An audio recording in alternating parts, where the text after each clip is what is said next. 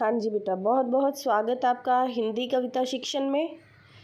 तो आज हम करने जा रहे हैं कक्षा 9वीं का जो पेपर कल होने वाला है 13 सितंबर को, उसकी रिवीज़न।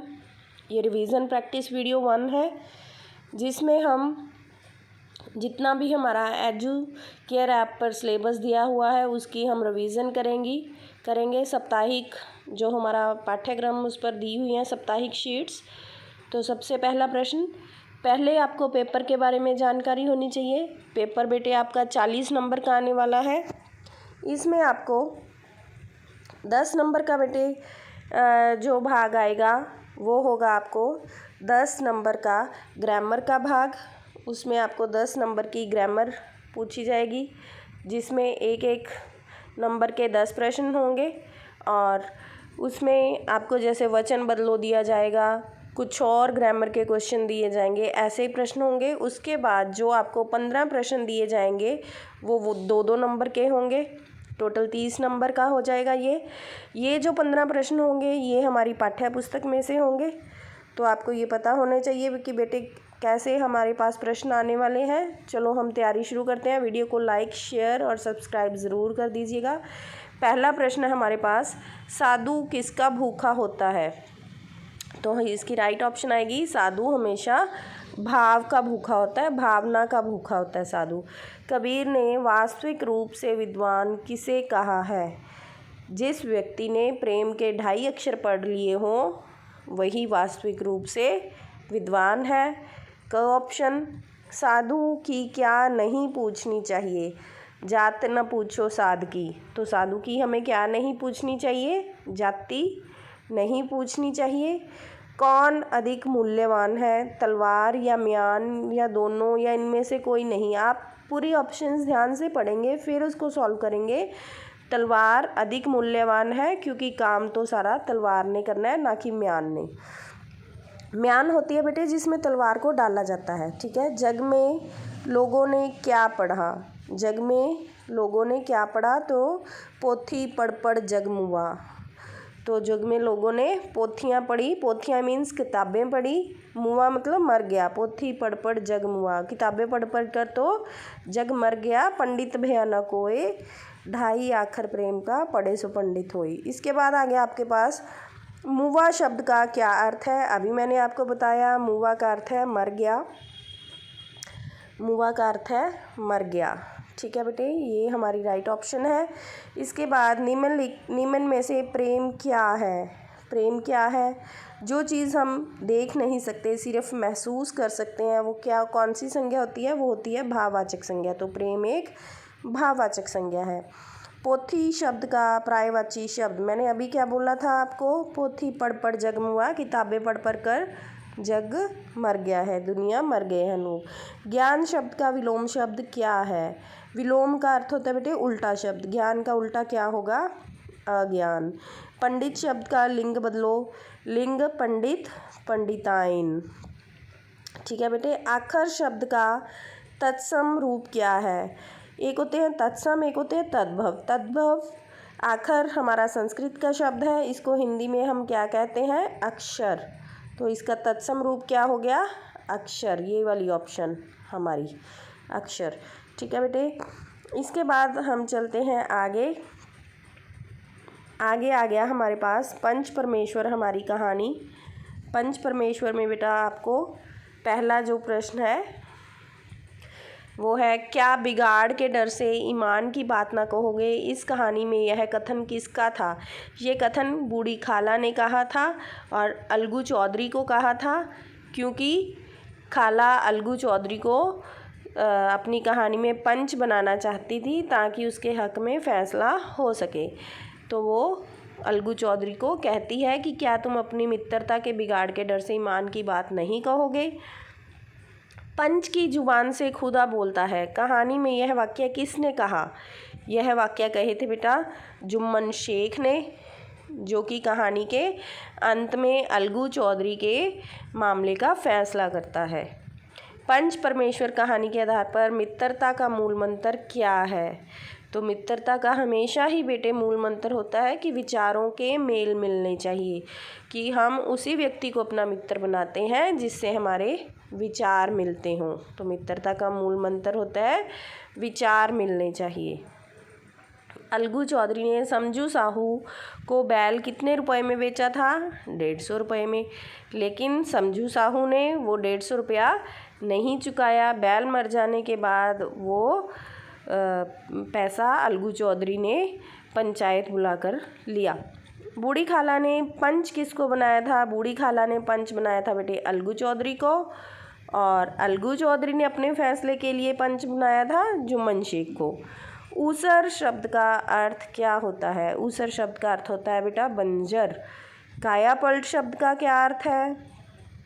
काया पलट मतलब बहुत बड़ा परिवर्तन होना, किसी चीज़ की काया ही पलट जाना। ठीक है बेटे।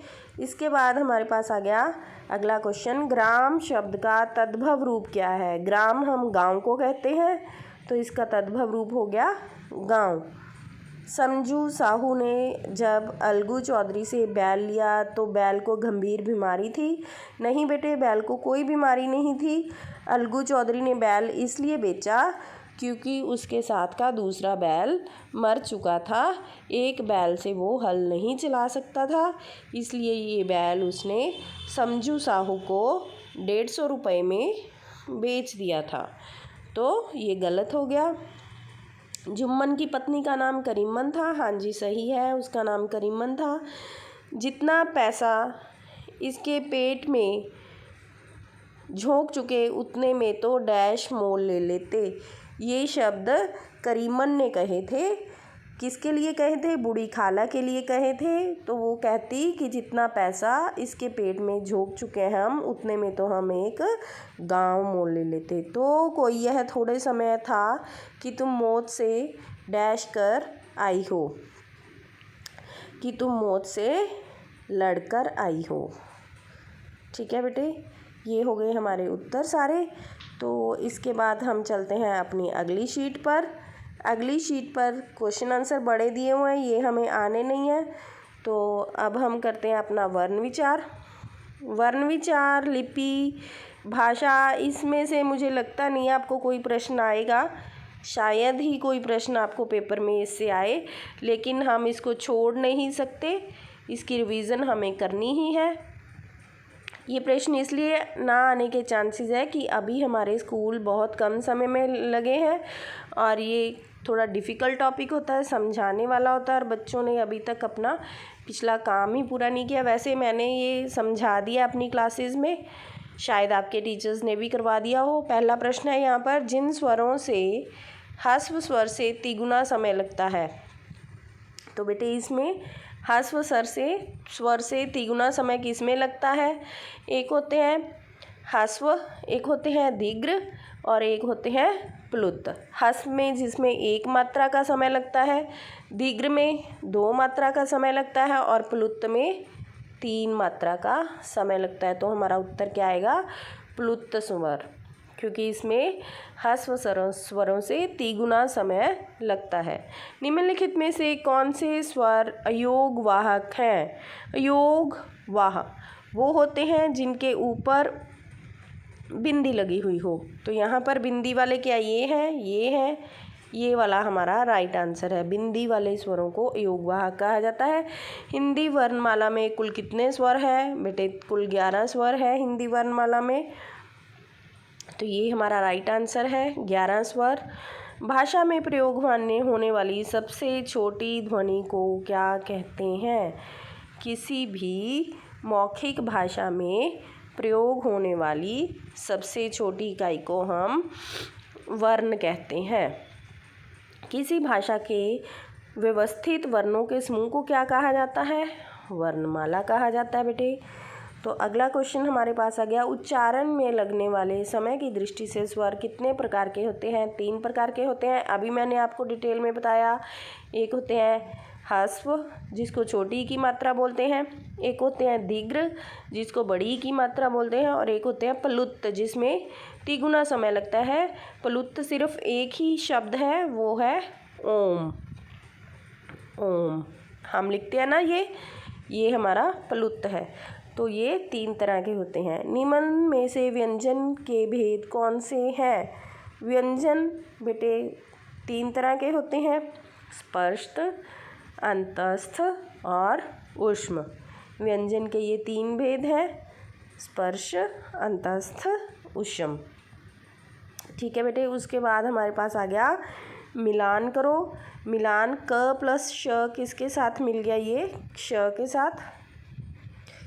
ये वाला हमारा नंबर 1 हो गया। त प्लस र त्र दूसरा नंबर ये हो गया।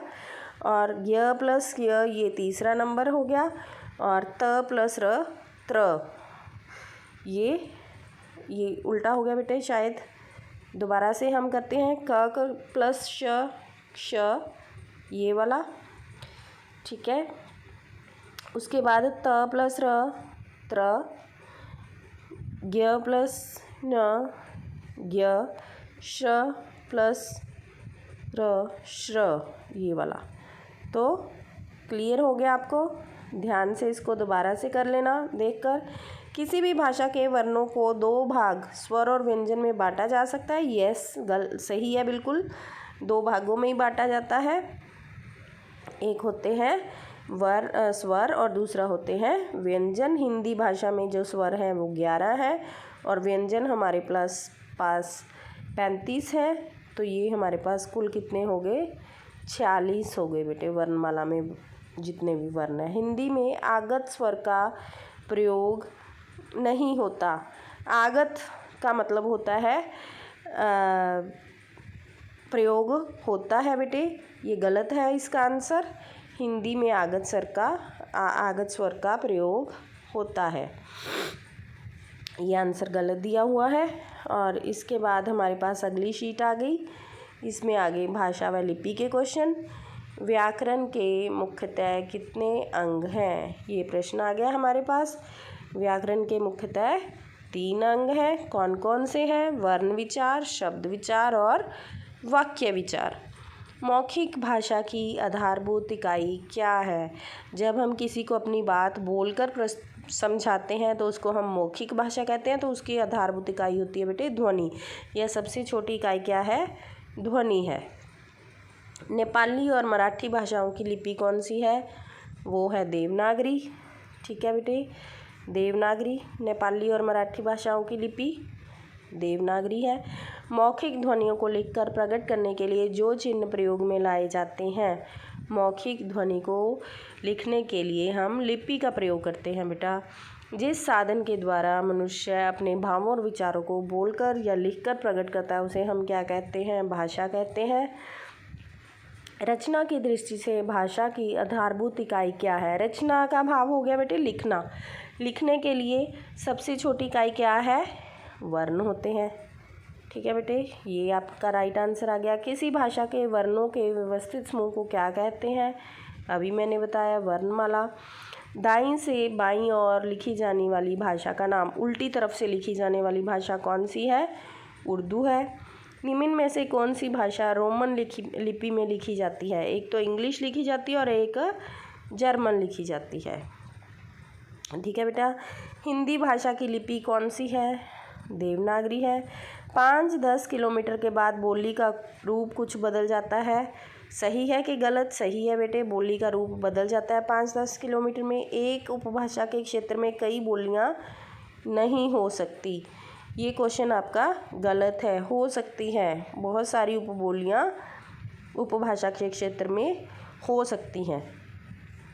ठीक है बेटे, ये आपका हो गया। इसके बाद देखते हैं, ये क्वेश्चन रिटर्न आ गए तो आपकी ये पूरी हो गई। इसके लिए आप पढ़ते रहिए। नेक्स्ट वीडियो अभी मैं डालूँगी थोड़ी देर में, और सभी वीडियोस को आपने ध्यान से देखना है। पेपर की तैयारी करनी है। पेपर आपको 40 नंबर का आना है। 10 नंबर की आपको व्याकरण आएगी पहले, फिर 15 क्वेश्चन आपको 2-2 नंबर के पाठ्य पुस्तक में से आएंगे। तो आपने पेपर की तैयारी उसी हिसाब से ही करनी है। पेपर बहुत ईजी आने वाला बेटा। धन्यवाद।